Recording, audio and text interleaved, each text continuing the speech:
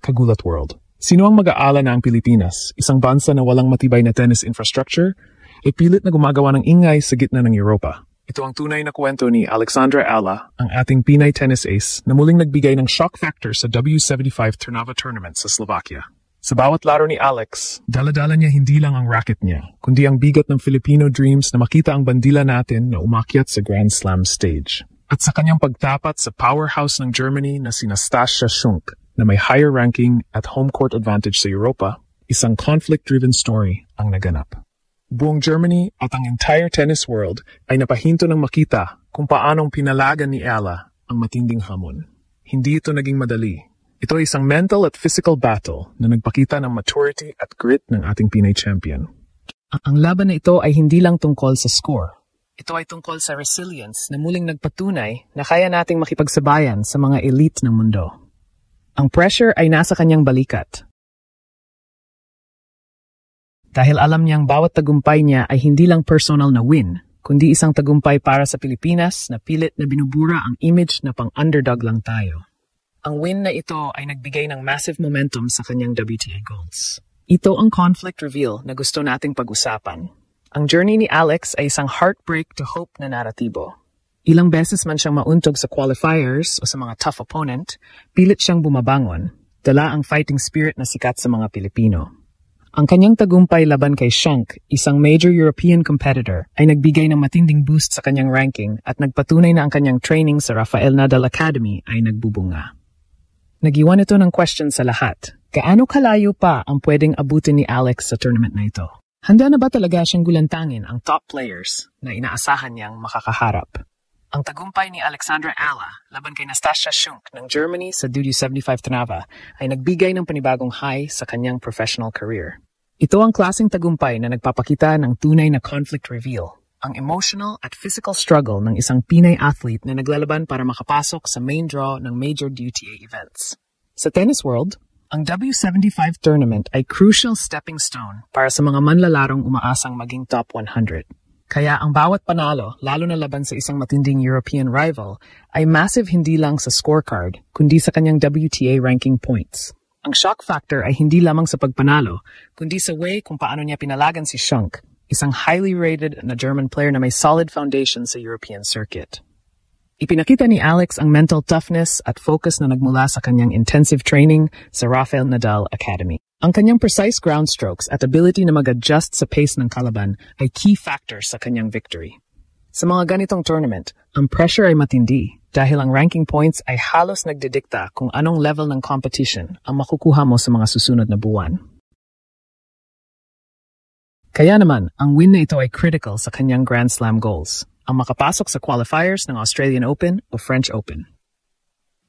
Ang kuwento ni Ala ay ang unexpected triumph ng Pilipinas sa isang sport na madalas na dinodomina ng mga bansang may massive resources.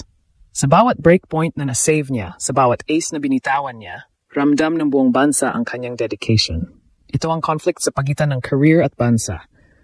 Alam niyang ang kanyang performance ay hindi lang personal.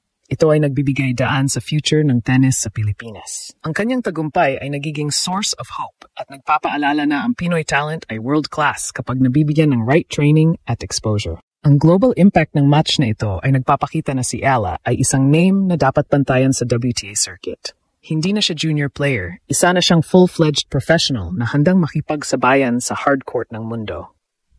Ang explosive Taglish pacing ng narrative ay nagpapakita na ang kanyang journey ay fast-paced at non-stop. Kailangan niyang i-maintain ang intensity na ito dahil ang next round ng tournament ay mas magiging tough. Ang emotional nucleus ng kanyang story, mula sa heartbreak ng mga nakaraang losses patungo sa hope ng kasalukuyang win streak, ay siyang nagbibigay inspirasyon sa milyon-milyong Pilipino.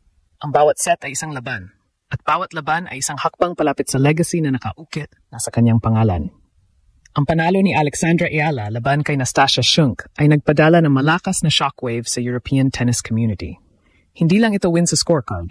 Ito ay isang pahayag na ang Pinoy pride ay handang makipagsabayan sa hardcourt ng kontinente na siyang turf ng mga malalaking tennis nations. Ang global impact ng victory na ito ay critical dahil pinapakita nito na ang investment sa Filipino youth development, partikular sa Rafael Nadal Academy, ay nagbubunga ng world-class talent. Ang pag-akyat ni Alex sa W5 Ternava na isang higher-tier ITF event ay nagdadala ng immense pressure at exposure. Sa professional tennis, bawat round ay nagdaragdag ng cumulative fatigue at mental toll. Ang victory laban sa Germany ay nagbukas ng daan para harapin ang mas veteran at highly ranked players sa tournament. Ang challenge niya ngayon ay i-sustain ang level ng play na ipinakita niya laban kay Schunk at i-avoid ang letdown sa mga susunod na laban. Ito ang test ng isang tunay na champion, ang consistency sa gitna ng matinding schedule at jet lag. Ang emotional nucleus ng kuwento ay ang drive ni Alex na iangat ang kanyang WTA ranking. Ang points na makukuha niya sa W75 event ay vital para makalapit siya sa top 200. Ang magical number na nagbibigay ng direct access sa qualifiers ng Grand Slam tournaments. Ang goal na makita ang Pinay Pride sa French Open o Wimbledon main draw ay siyang nagtulak sa kanya na maglaro ng may extra intensity. Ito ang legacy na pilit niyang ginagawa na nagsisimula sa hardcourt ng Slovakia. Ang kanyang explosive taglish spacing sa court ay nagpapakita ng ferocious attack na characteristic ng mga Pilipino. Never say die. Ang global tennis media ay unti-unti nang nakatingin sa direksyon ni Alexandra Ella at hindi na ito basta pansamantalang hype. Ito ay nagiging lehitimong storyline sa women's tennis. Mula sa mga European press hanggang sa mga sports outlets sa Amerika, paulit-ulit na binabanggit ang kanyang pangalan bilang rising force mula sa Asia na kayang baguhin ang landscape ng sport. Ang mga article at feature na dati ay nakalaan lang para sa mga established WTA stars ay ngayon ay nagbibigay ng espasyo sa Pinay sensation na patuloy na nagbabagsak mas mataas na ranked opponents. Ang unexpected triumph niyang ito ay may malalim na epekto, hindi lamang sa kanyang personal career trajectory, kundi sa kabuuang narrative ng Asian tennis. Sa matagal na panahon, ang rehiyon ay itinuturing na outsider sa dominasyon ng Europe at Amerika. Ngunit sa bawat panalong nakukuha ni Ella, unti-unti niyang binubura ang linya ng paghihiwalay na iyon. Siya na yon ang mukha ng bagong yugto ng Asian representation sa sport. Isang atleta na nagdadala ng balance ng grit, intelligence at composure sa court. Sa bawat ace, forehand winner, at matinding rally na kanyang pinanalo, ipinapadala ni Ella ang isang mensahe hindi lamang sa mga kalaban, kundi sa buong mundo. Ang Pilipina ay kayang makipagsabayan sa pinakamagaling.